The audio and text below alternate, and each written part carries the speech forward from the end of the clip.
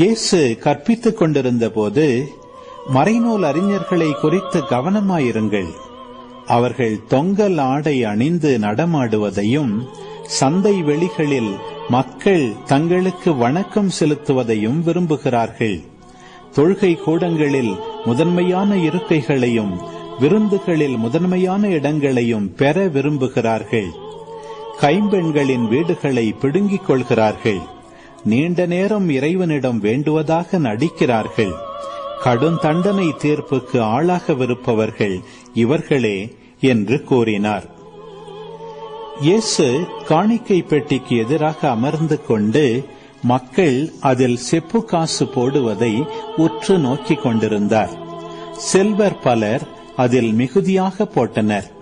அங்கு வந்த ஓர் ஏழை கைம்பெண் ஒரு கொதிராந்துக்கு இணையான 2 காசுகளை போட்டார்.